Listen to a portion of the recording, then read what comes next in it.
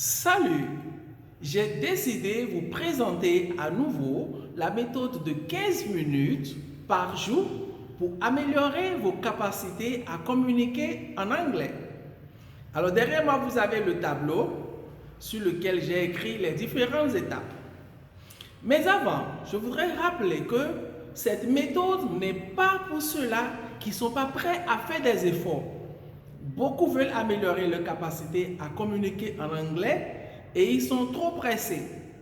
Ils ne sont pas prêts à y accorder assez de temps. D'autres se disent, ah, c'est le temps, je suis chargé au boulot, tout ça, tout ça.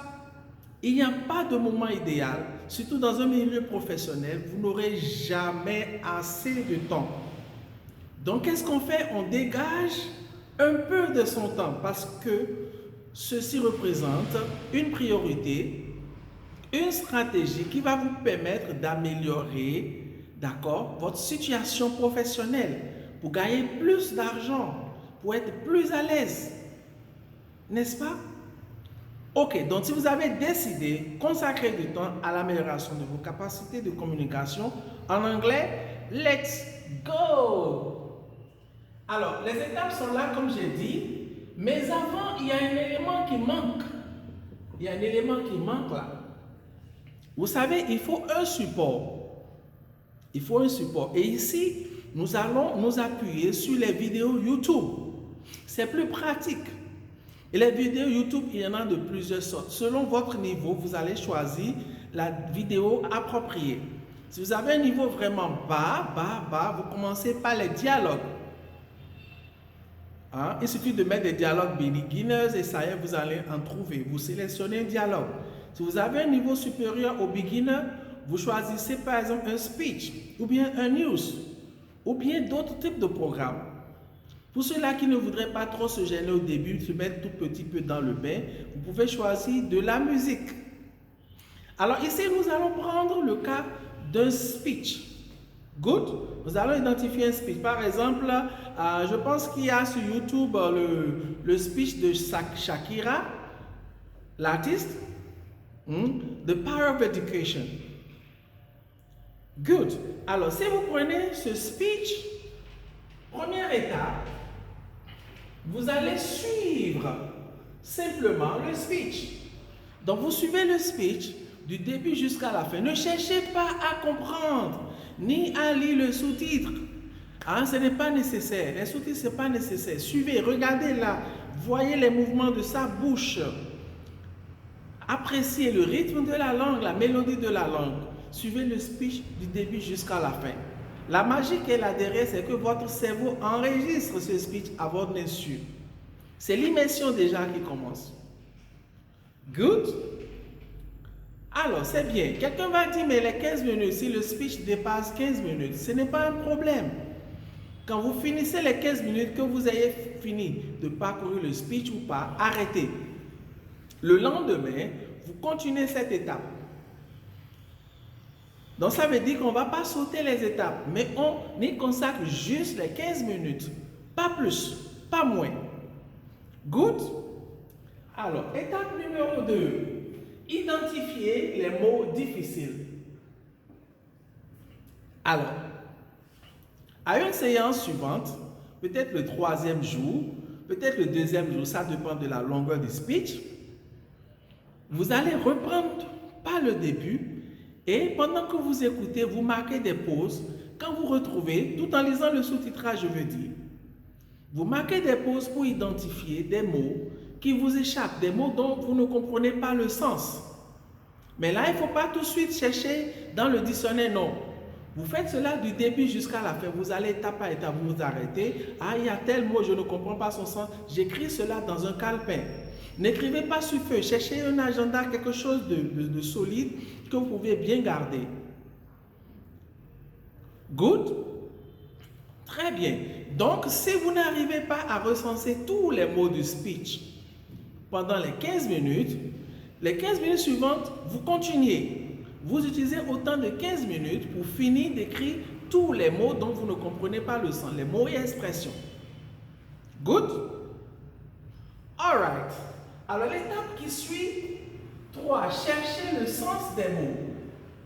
Alors, ici, il s'agit donc d'utiliser le dictionnaire. Vous pouvez avoir un dictionnaire papier, vous pouvez avoir, il y a des dictionnaires en ligne, d'accord, pour voir tel mot, comment ça se dit en français. Ou bien tel mot, quel est le sens? Vous pouvez utiliser un dictionnaire anglais pour chercher le sens des mots. Et vous prenez votre temps. Si vous arrivez à chercher le sens de 5 mots pendant les 15 minutes, tant mieux. Mais vous continuez autant de 15 minutes jusqu'à chercher le sens de tous les mots. Good? Très bien. Alors, l'étape suivante, suivre à nouveau. Donc ici, c'est simple. Vous reprenez la vidéo et vous suivez. Vous suivez, vous suivez, vous suivez. Et là, les mots que vous avez vus entre-temps, que vous n'avez pas compris, vous arrêtez pour voir. Est-ce que maintenant je comprends mieux ce mot? Est-ce que je comprends le sens de la phrase dans laquelle ce mot se trouve ou cette expression se trouve? Vous voyez un peu? Et donc, vous faites cela étape par étape, petit à petit, jusqu'à aller à la fin du speech. Et comme j'ai dit, ces 15 minutes ne suffisent pas pour faire ce travail. Vous utilisez autant de 15 minutes pour y arriver. Good? Alors, nous passons à l'étape suivante. Suivre et répéter à haute voix. Alors, dans ce cas-ci, qu'est-ce qu'il s'agit de faire? Vous allez reprendre le speech du début et tout en suivant, vous marquez de pause et vous répétez des portions de phrases, des portions de phrases à haute voix, à haute voix. Vous prenez plaisir à répéter. Ne cherchez pas à dire je vais tout comprendre encore. Non. Répétez, écoutez, répétez. Amusez-vous à répéter, à répéter. Vous pouvez même prendre une seule phrase. Entre-temps, vous arrêtez sur cette phrase et répétez encore et encore, encore et encore. Ça va travailler votre prononciation, ça va assouplir votre langue et vous habituer à la façon dont les gens parlent la langue anglaise. Good? All right. Alors, nous allons à l'étape suivante. Suivre et répéter à haute voix. Oui, c'est bon. Maintenant, qu'on a suivi et répété à haute voix, il y a l'étape 6. Écrire ce qu'on a compris. Pour finir donc, vous allez prendre vos stylos, d'accord, et votre cahier, votre agenda, ou bien vous ouvrez une page sur votre ordinateur que vous enregistrez bien, d'accord, et vous écrivez 1, 2, 3, 4, 8 phrases, 10 phrases, 12 phrases, 16 phrases, maximum c'est déjà bon, pour écrire ce que vous avez compris à votre manière. Utilisez vos propres expressions, vos propres phrases, formulez à votre façon. Et ne cherchez pas à trop corriger les phrases. Vous voyez, c'est ça. Une fois que vous avez suivi ces étapes, cela pourrait vous prendre peut-être, puisqu'il y a 6 étapes, ça pourrait vous prendre peut-être 6 jours, 15 fois 6, ça pourrait vous prendre peut-être 12 jours, ça dépend. Suivez votre rythme et allez tout doux, tout doux, tout doux. Good? Donc c'est ça, j'ai mis ici, accordez du temps à chaque étape. Ne sautez pas une étape, c'est très important. Ne soyez pas pressés. Toute chose qui est bonne demande du temps. Ça demande de la patience. Donc soyez patient envers vous-même. Prenez le temps d'apprendre pour que ce que vous apprenez, vous puissiez bien digérer, bien maîtriser. Pour que vous ne dites pas, quand on apprend, on oublie. Non, ce qu'on a bien appris, on n'oublie cela jamais. Vous comprenez? Alors, vous allez me demander, mais j'ai écrit ce que j'ai compris. Mais si mes phrases ne sont pas correctes, si je n'ai pas très bien compris, ok, vous pouvez vous rapprocher de quelqu'un, un spécialiste de la langue, ou quelqu'un qui comprend mieux la langue que vous. Ça peut être votre enfant, ça peut être un devancier. Trouvez quelqu'un pour vous aider à améliorer ce test. Et si possible, écoutez le discours et essayez de mieux vous l'expliquer. Vous pouvez, dans ce sens, contacter aussi LDP Communication. Le site internet est marqué là. Vous avez les contacts sur le site, d'accord, le plus 229 01 66 66 38 12. Nous allons vous affecter un professeur pour vous accompagner dans ce processus. Vous pouvez aussi, entre-temps, participer à nos séminaires ateliers où nous allons vous aider de façon plus pratique à utiliser ces stratégies. Des séminaires où vous allez raconter du storytelling, raconter pour convaincre.